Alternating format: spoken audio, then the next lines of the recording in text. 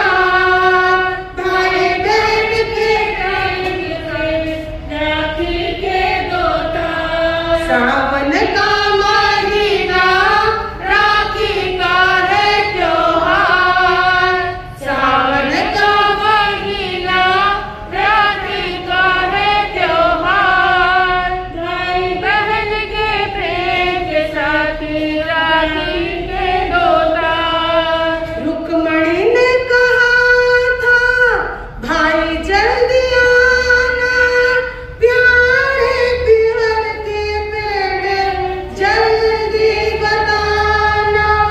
रुक्मणी ने कहा था भाई जल्दी आना, प्यारे पियर के पेड़ जल्दी बताना।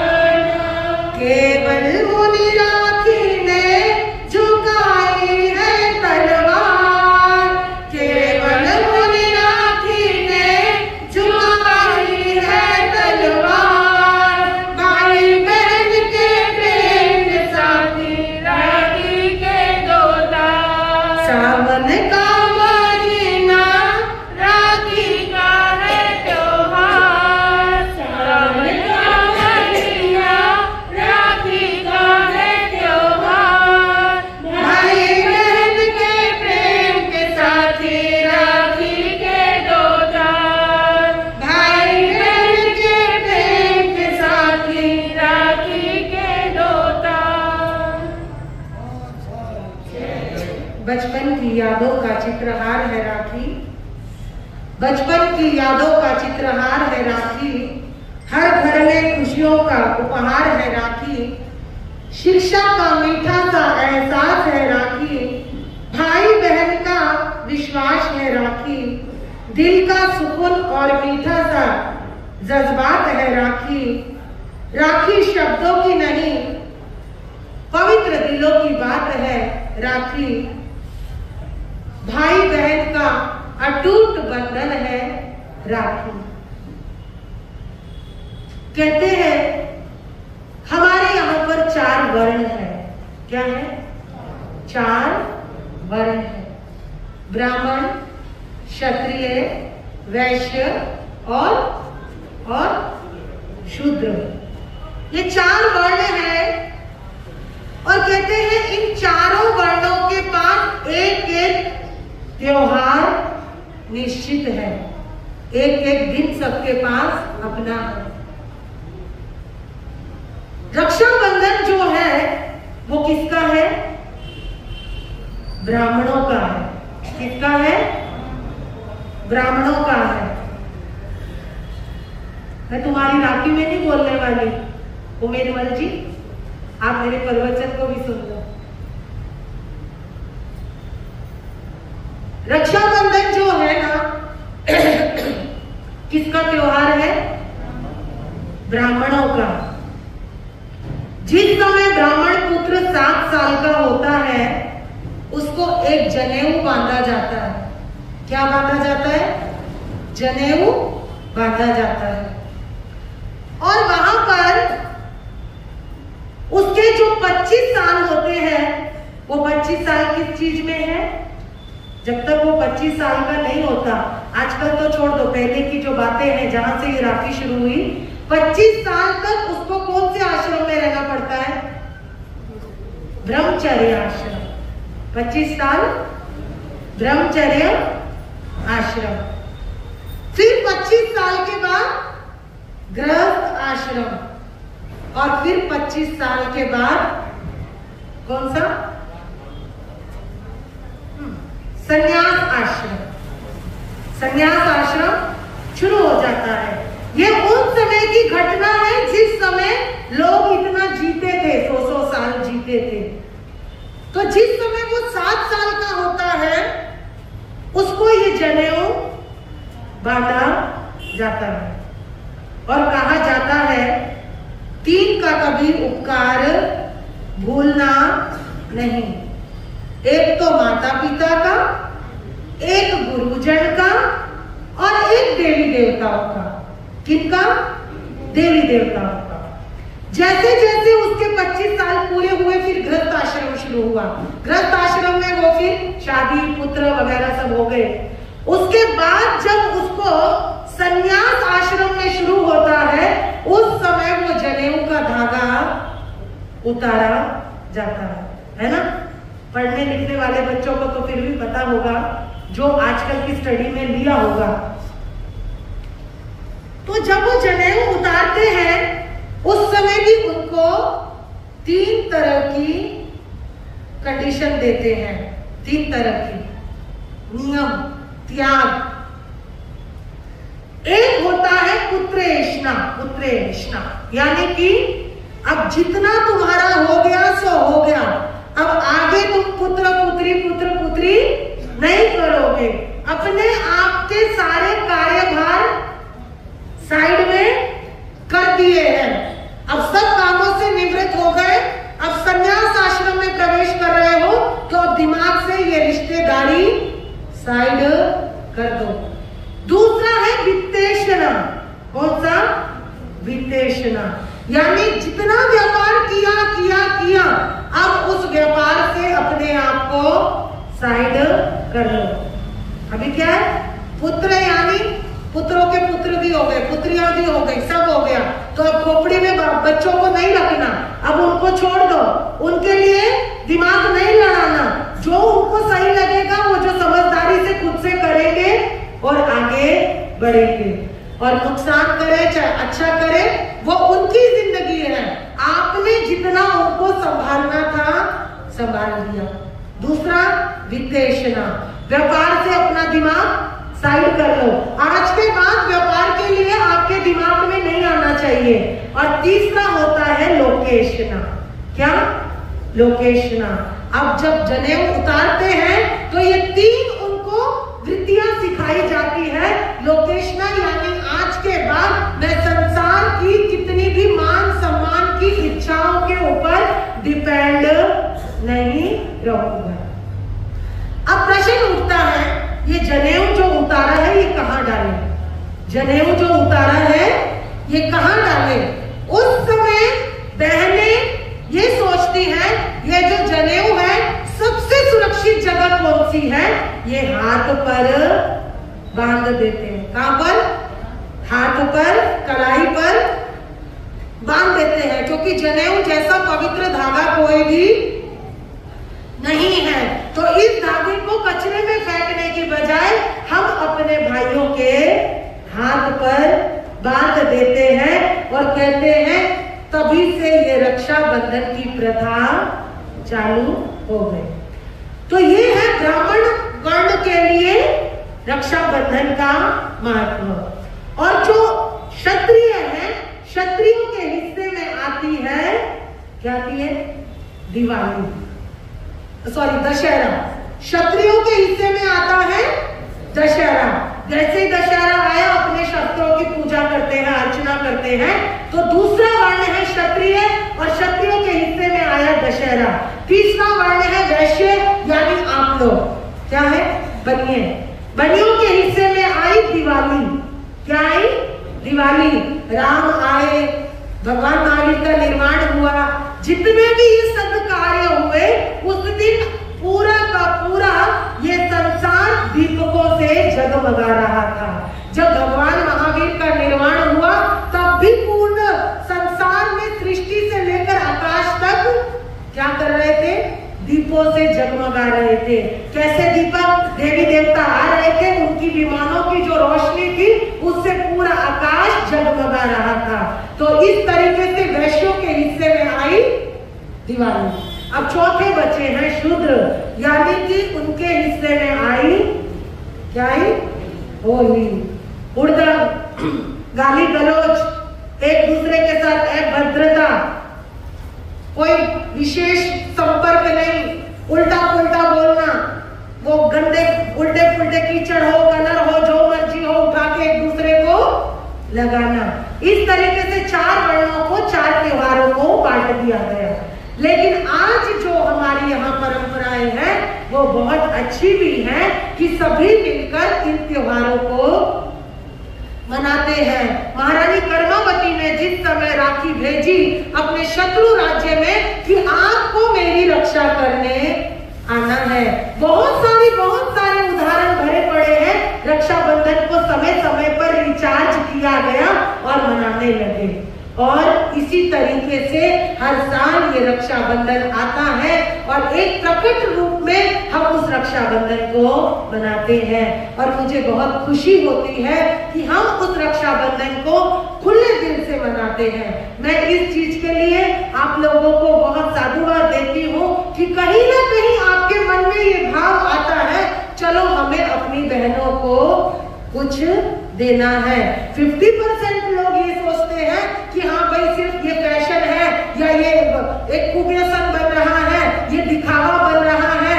लेकिन अगर पॉजिटिव सोचोगे, प्रैक्टिकली सोचोगे तो कहीं ना कहीं एक त्योहार मनाने का जरिया तो हमारे पास है ही ना।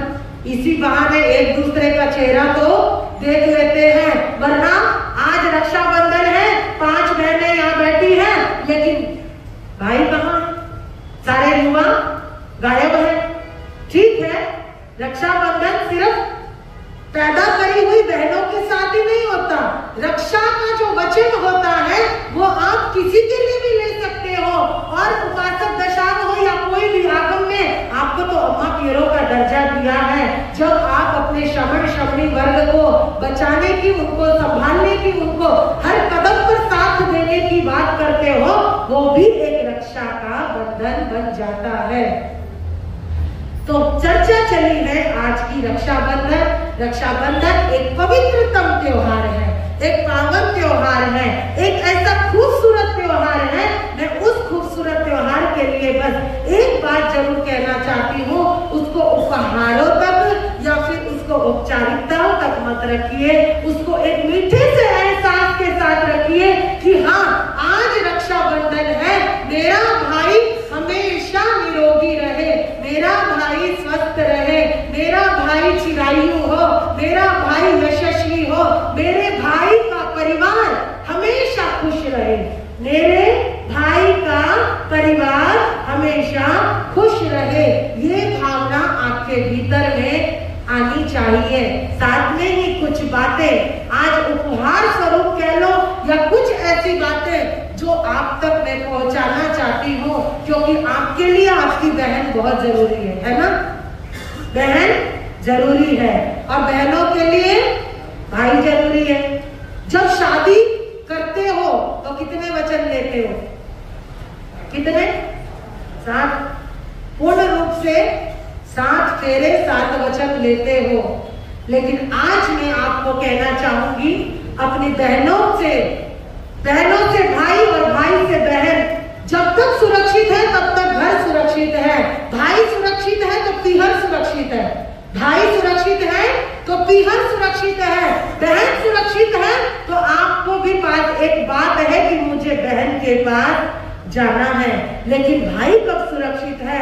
आज की इस चकाचौंध में, आज की इस आधुनिकता में, आज की इस मारामारी में, आज के इस व्यापार में, आज की इस महंगाई में, आज की इस भागादौड़ी में आप लोगों ने अपने आप को महत्व तो खत्म ही कर दिया है। खुद का महत्व याद है, सबको पालना है, पोषना है, लेकिन खुद के लिए कितना आप वचनों को निभाते हैं, कितनी बातों को सोचते हैं। मैं साफ स्टेप आपको देना चाहती हूँ। यदि आपको भी अगर अपने भाइयों का घर सुरक्षित रखना है, क्योंकि बहन सुरक्षित है तो बहन का घर सुरक्षित है, भाई सुरक्षित है तो पीहर सुरक्षित है। और भाई कब सुरक्षित होगा? जब आप अपने तीनों योगों को कंट्रोल में करोगे। अब मैं आपको थोड़ा सा आध्यात्मिकता से जोड़ देती हूँ। 3 योग कौन से हैं? मन का योग, वचन का योग, काया का योग। तीनों योगों को कंट्रोल में करोगे तो 5 इंद्रियां कंट्रोल में होगी। 5 इंद्रियों को कंट्रोल में करोगे तो आपका भीतर से पॉजिटिव एनर्जी आएगी। लेकिन सबसे ज्यादा अगर आज नुकसान हो रहा है आप लोगों का तो किस वजह से हो रहा है बताएंगे? किस वजह से हमारा नुकसान हो रहा है?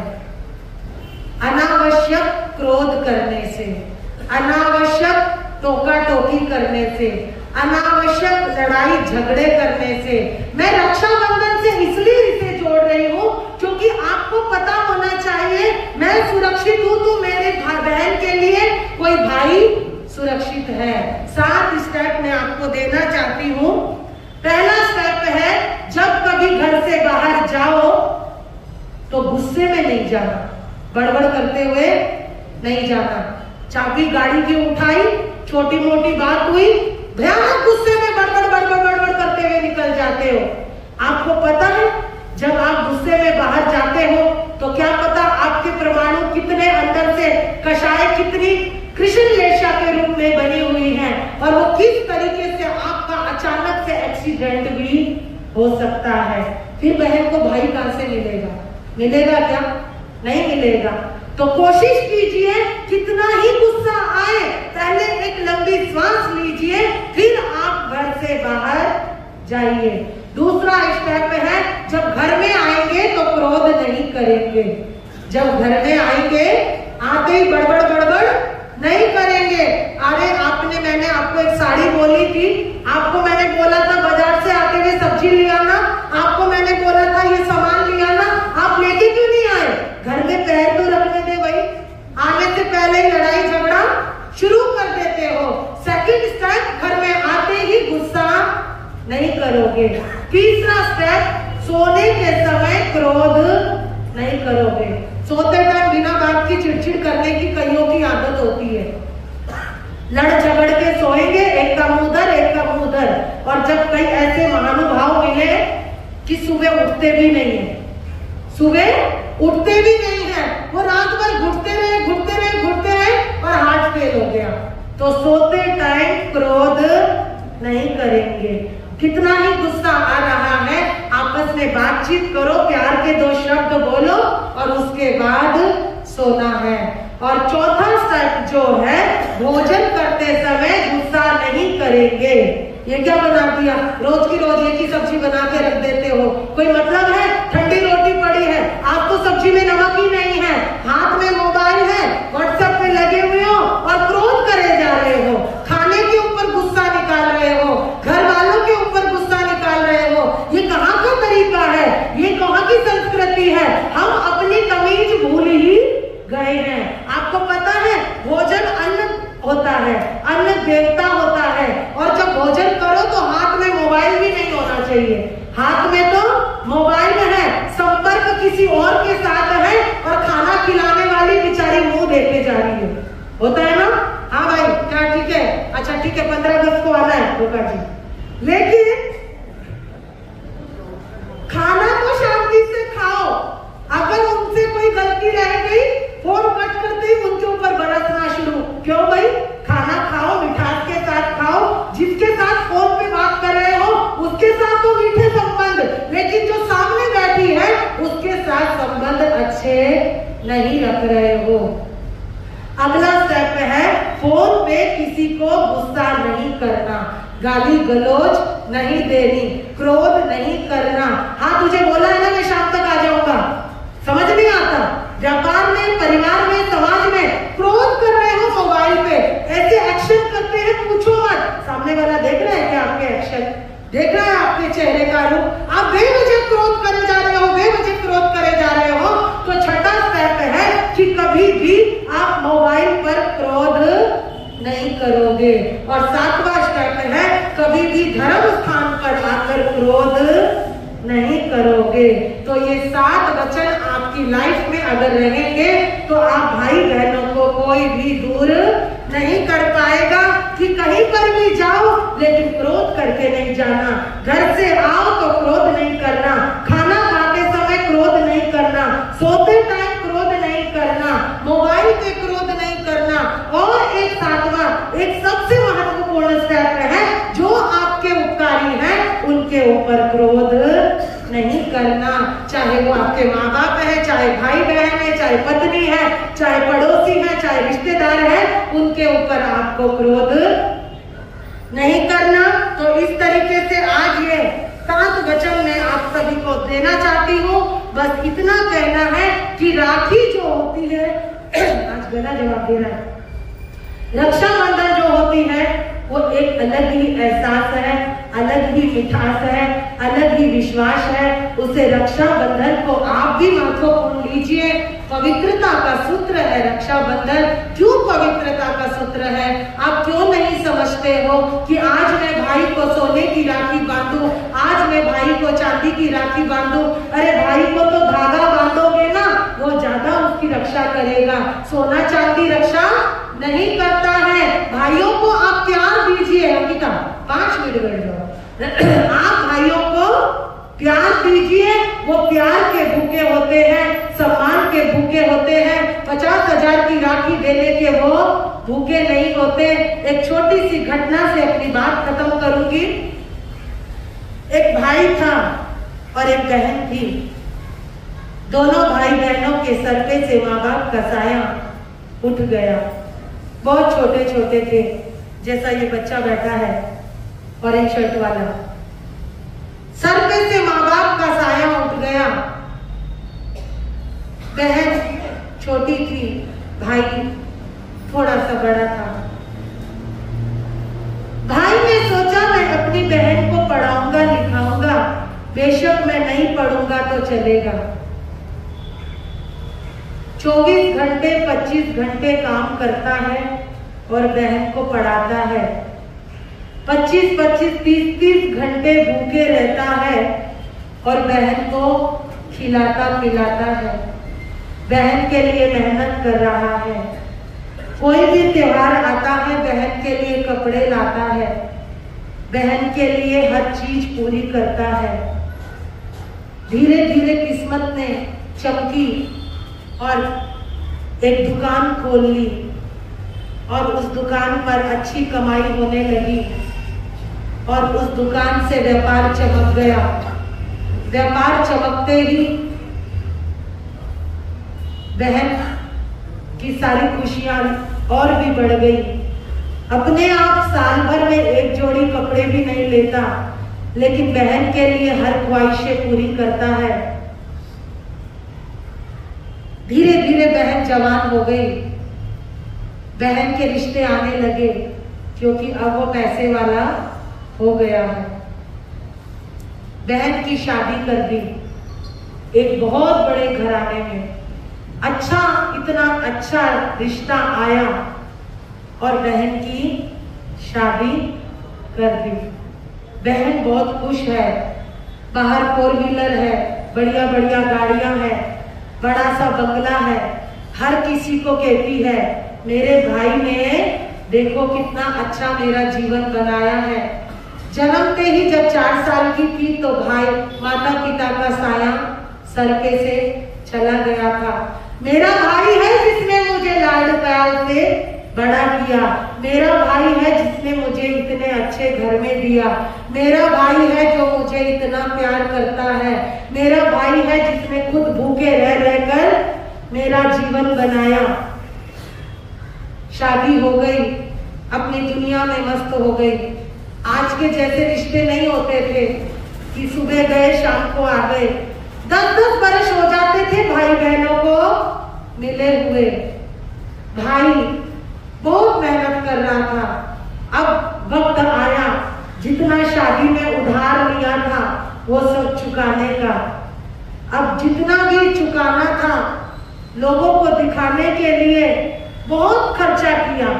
लोगों को दिखाने के लिए बेतहाशा खर्चा किया ताकि मेरी बहन के माथे पे शिकन ना आए, मेरी शादी में कोई कमी रह गई है।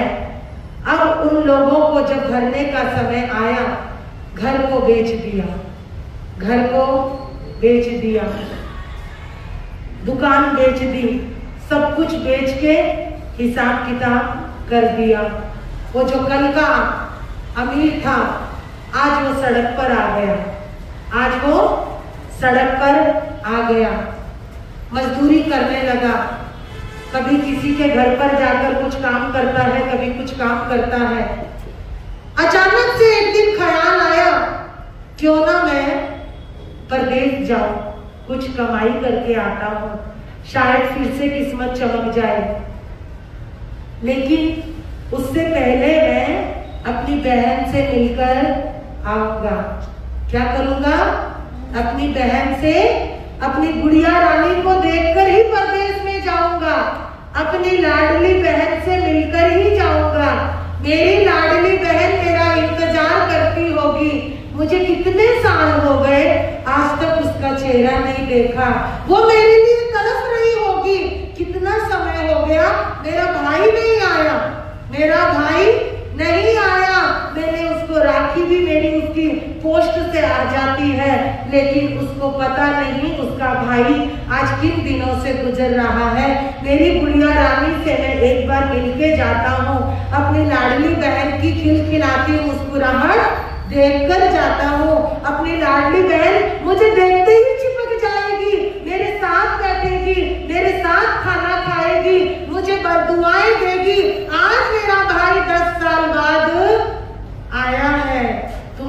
करते हो ना, कितना ही कह लो, लेकिन जो भाई का प्यार है ना वो भाई का ही होता है। भाई जब होता है ना तो बहन निश्चिंत होकर घूमती है, लेकिन जैसे ही ससुराल में जाती है ना उसे पता चल जाता है बंधन क्या होता है। हर बहन भाई के आगे स्वतंत्र रूप से घूमती है, क्योंकि उसको पता है भाई दो दो के चार चार कर देगा। भाई सपने संजो रहा है, मीठी मीठी बातें चुटकी सी की याद कर रहा है, कैसे उसके लिए फ्रॉक खरीदता था, कैसे पड़ोसियों के साथ लड़ लड़ के उसके लिए खीर के लिए चावल लाया करता था। आज मेरी बहन देखते ही दौड़ कर आएगी, देखते ही मुझे गले लगाएगी, मेरी बहन मुझे चिपट जाएगी। चला, पहुंचा, आवाज लगाई बंगले के ऊपर। क्या बंगला है बहन का, गजब का बंगला है, इतना सुंदर, इतना सुंदर बंगला कभी भी नहीं देखा। मेरी बहन तो राजरानी है, मेरी बहन तो पटरानी है यहाँ की, क्या ऐश है मेरी बहन के। वॉचमैन को कहा बुलाओ अपनी मालकिन को। बोले कौन? बोले जाके बोलो तो सही, देखो तुम्हें पता चलेगा। अरे वो भिखारी थोड़ा साल दो, हमारी मालकिन इतनी जल्दी नीचे नहीं आती। क्या बोला? हमारी मालकिन इतनी जल्दी नीचे नहीं आती, पता नहीं कैसे कैसे भिखारी आ गए हैं। अरे तुम जाके तो बोलो, देखो कैसे दौड़ती हुई आएगी, तेरा भाई आया, जाके बोलो। वो वॉचमैन ऊपर गया, ऊपर जाके बोलता है मैडम जी आपको कोई नीचे बुला रहा है। बोले कौन है? बोले मालूम नहीं कौन है, फटे हुए कपड़े हैं, मुंह पे मिट्टी लगी हुई है, फटी हुई धोती है, बड़ा अजीब सा भिखारी टाइप का है, और कह रहा है कि बोलो मालकिन को उनका भाई आया है। कौन आया है? भाई आया है। फटे हुए कपड़े, फटी हुई धोती, एकदम मन में करंट सा लगा, ये कौन है? मेरा भाई तो बहुत अमीर है, ये दरिद्र कौन है? हो नहीं सकता, जरूर कोई गलत फहमी हुई होगी, मन में सोच रही है।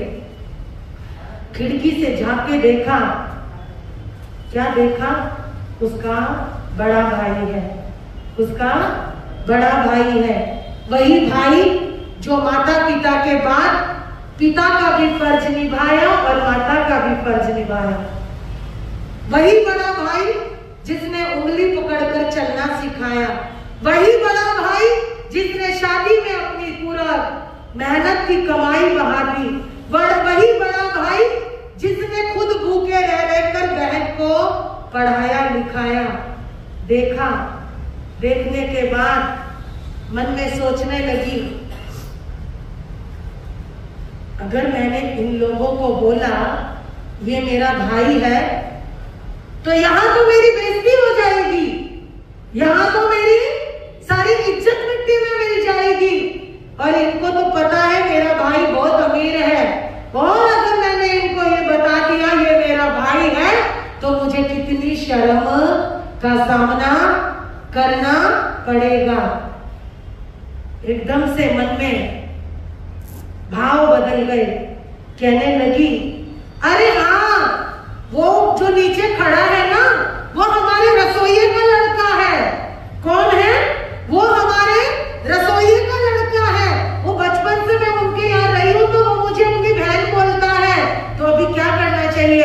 एक काम करो, तुम जाओ और उसको वो जो अपनी यहाँ घोड़े बनते हैं उस गुड़शाला में जाकर उसको एक रोटी और दाल डाल दो, वो खाकर चला जाएगा।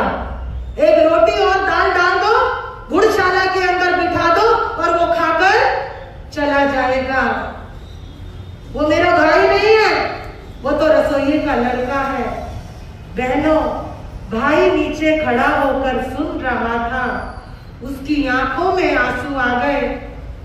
मेरी चुटकी मुझे रसोइये का लड़का बोल रही है, ये मेरी बहन मुझे कह रही है मेरा भाई नहीं है, ये रसोइये का लड़का है। गुड़शाला में बिठा दो और रोटी दिया। एक थाली में एक रोटी और थोड़ी सी दाल और छाछ लाकर डाल दी है। वो उस रोटी को देखता है और रोता है, ये मेरी बहन ने मेरे साथ क्या किया। आज मेरे पास पैसा नहीं है तो मेरी बहन बदल गई। यहाँ रिश्तों का महत्व नहीं है या दौलत का महत्व है।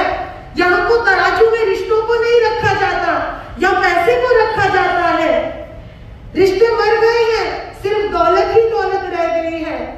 आज मेरे पास अगर कुछ नहीं है तो रिश्ता खत्म, एहसास खत्म।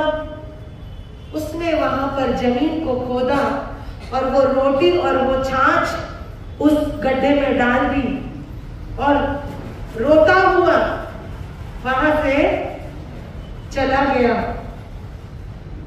परदेश में गया। खूब कमाई करी, लश्कर के साथ, घोड़े, हाथी, सब कुछ उसके पास आ गए। खाना खाता है रोज बैठकर, लेकिन खाते हुए रोता है। मेरी छुटकी ने मुझे रसोइये का बेटा बोला। हर समय आंखों में पानी है, करोड़पति बन गया, अरबपति बन गया, पर दिल यहाँ पर टूटा हुआ है। मेरी बहन ने मुझे रसोइये का बेटा बोला। जब भी एकांत में बैठता है, अपने संदूक में से वो फटी हुई धोती निकालता है और उसको देखता है और रोता है। अपने फटा हुआ अंगोछा निकालता है और रोता है, मेरी बहन ने मेरे साथ ऐसे कैसे किया। चल पड़ा है, सोचा है तो मेरी बहन ही, चलो एक बार घर जाने से पहले एक बार छुटकी का चेहरा तो देख लूं। एक बार छुटकी का चेहरा तो देख लूं। 12 साल बाद जा रहा है। आगे आगे घोड़े हैं, ऊंट है, हाथी है, एक बड़ा सा रथ है, उसके अंदर उसका भाई बैठा है। गांव के बाहर से बुलावा भेज दिया, तुम्हारा भाई गांव के बाहर उस आंगन में रुका हुआ है, आकर मिलकर जाओ, आकर मिलकर जाओ। वो अपने गांव जा रहा है, परदेश से 12 साल बाद लौटा है। सोचा अपनी बहन से मिलकर जाऊं। फिर से वही एक पहरेदार ऊपर पहुंचा, बोले गांव के बाहर एक बहुत बड़ा काफिला आया है। क्या आया है? काफिला आया है। कितने घोड़े हैं, हाथी है, ऊंट है और बड़े बड़े लंगर लगे हुए हैं, मंडप लगे हुए हैं और वहां से बुलावा आया है। कह दो कि तुम्हारा भाई आया है और वो कहाँ जा रहा है? अपने गांव जा रहा है, एक बार उससे मिलकर चले जाओ। बहन ने कहा क्या कहते हो? बोले सच, इतने हाथी, घोड़े, ऊंट, इतने बड़े बड़ा काफिला है, सेवक तो कम से कम 500 के करीब है। क्या बोला?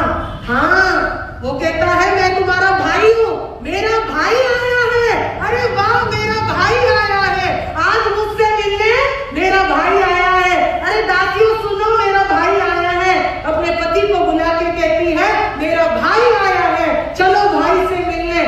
अरे दौड़ी दौड़ी गई, रथ के ऊपर वो गाड़ी वाड़ी जो भी थी सवार हुई और दौड़ कर गई है और वहां जाकर भाई के गले लग गई। भैया, अरे तेरी बहन के होते हुए तू यहाँ पर रुका है, तुझे तो सीधा घर में आना चाहिए था। क्या बोली? तू यहाँ क्यों रुक गया? तुझे तो अपने बहन के घर पे आना चाहिए था। भैया तुझे शर्म नहीं आई? तू यहाँ पर रुक गया, पूरे गांव वाले क्या बोलेंगे? बहन के होते हुए भाई बाहर रुका हुआ है। बहन नहीं, मैं तो बस थोड़ी देर के लिए तेरा चेहरा देखने आया था, मैं जा रहा हूँ। नहीं, ऐसा नहीं हो सकता, मुझे तुझे लेकर जाना ही पड़ेगा, चल तू। पूरा काफिला चल दिया, घर की तरफ मुड़ने लगे। बोले बहन मुझे घर पे नहीं जाना। कहाँ जाना है? मुझे घुड़शाला में जाना है। कहाँ जाना है? जहाँ घोड़े बनते हैं वहां मुझे जाना है। अरे पागल तो नहीं हो गया तू? कोई घोड़ों की जगह पर भी रुकता है, वहां पे बदबू आती है, वहां पे घोड़े बनते हैं, मुझे तो वहीं पे रुकना है। अरे सेब को सुनते नहीं क्या? पूरी घुड़शाला धुलवा दो, वहां पे गुलाब जल छिड़कवा दो, वहां पे फूलों का ढेर लगा दो, वहां पे रंगोली बना दो, मेरा भाई आया है। चारों तरफ वो चौरंग सजा दी गई है, पूरा शामियाना बांध दिया गया है। क्या माहौल देखने जैसा है। इत्र छिड़के जा रहे हैं, गुलाब जल बिखेरे जा रहे हैं। भाई के साथ बैठकर भाई को पंखा झेल रही है, भाई को पंखा झेल रही है। और कहते हैं भाई को पंखा झेलते झेलते अचानक से भाई को चांदी की थाली में, सोने की कटोरियों में खाना, खीर, पूड़ी, हलवा, हजारों व्यंजन वहां पर सजा दिए। आज तो मैं अपने भाई को अपने हाथों से खिलाऊंगी। क्या बोली? आज तो मैं अपने भाई को हाथों से खिलाऊंगी। भाई ने कहा रुको। भाई ने अपनी जेब में से सोने चांदी की मोहरे निकाली और थाली में रख दी। कहा लो सोना खाओ खाना, लो चांदी खाओ खाना, तुम्हारे लिए ये खाना सजा है। लो मोती खाओ खाना, ये भोजन जो है ना तुम्हारे लिए सजा है, मेरे लिए ये खाना नहीं सजा है। बहन कहती है पागल तो नहीं है तुम, सोना चांदी भी कोई खाना खाता है, हीरे मोती भी कोई खाना खाता है। भाई कहते हैं क्यों बहन, क्यों नहीं खा सकते? इनके लिए तो ये भोजन बना है, इनके लिए तो ये शामियाना बना है। वो बोलती है, बोलता है नहीं, ये खाना मेरे लिए नहीं है, मेरे लिए तो मेरी बहन उस दिन ही मर गई थी जिसने कहा था ये रसोइये का बेटा है। मेरी बहन उस दिन ही मेरे लिए सब रिश्तों से हट गई थी। आज से तू कोई मेरी बहन नहीं है, मैं तेरा भाई नहीं हूँ। तू क्या समझेगी रिश्तों का एहसास? तुझे क्या पता क्या होता है विश्वास? ये बहन और भाई का रिश्ता का महत्व तो तू भूल ही गई है। और कहते हैं भाई वहां से उठा और रोते रोते रोते वहां से चला गया। कहानी तो खत्म हो जाती है, लेकिन इनडायरेक्टली आपको कुछ तो शिक्षा मिली होगी कि ये सिर्फ रत्नों के लिए या सोने चांदी के लिए भाई भूखे नहीं होते। भाई सिर्फ तुम्हारे प्रेम के भूखे होते हैं। तुम सिर्फ इतना सोच रहे हो कि मैं कैसी राखी दूं, मैं कैसी राखी ना दूं। मेरे बहनों इतना ध्यान रखना, इस रिश्ते को, नींव को महसूस करना। ये रिश्ता सिर्फ औपचारिकता का नहीं है। दुनिया में सबसे ऊपर अगर कोई रिश्ता है तो भाई बहन का रिश्ता होता है। जिनके भाई नहीं होते उनको पूछना भाई क्या होते हैं, जिनको बहनें नहीं होती उनको पूछना बहनें क्या होती है। भाई बहनों का सिर्फ वही लोग समझ सकते हैं, वरना हम लोगों ने तो उसको एक औपचारिकता बना के रखा हुआ है। आज ही सुबह मुझे किसी का समाचार आया, बारिश बहुत है, रक्षाबंधन पर क्या करें। मैंने कहा दिल से दुआ करो बारिश रुक जाएगी। थोड़ी देर बाद, मेरा कहना कोई बड़ी बात नहीं है, मैंने इनसे बुलवाया स्पीकर पे, लेकिन बात थी विश्वास की और भाई के प्यार की। आपको मालूम है आधे घंटे में फोन आया कि बारिश रुक गई। ये विश्वास होना चाहिए बहनों के प्रति, ये ताकत होनी चाहिए प्रेम के प्रति। ये प्रेम जो होता है ना, फिर वो किसी के प्रति भी हो सकता है, भाई के प्रति, बहन के प्रति। और आज मैं देख रही थी कल शाम से प्यारी प्यारी बहनें यहाँ पर एक सुंदर सा त्योहार तैयार कर रही हैं। मैं इसे मना नहीं करती, क्योंकि कहीं ना कहीं एक रीजन, एक विजन तो बना कि चलो सब भाई बहन इकट्ठे होंगे, वरना तो हम एक दूसरे को मिलने को तरस जाते हैं। तो आज बहुत प्यारा एक विषय है और कोई रक्षाबंधन पे कोई कुछ बोलना चाहता है, मैं तो कहना चाहूंगी आप सभी की राखी के ऊपर अगर कोई सोच है तो माइक पर आकर जरूर बोलेंगे। कोयल 2 मिनट कुछ बोलेगी।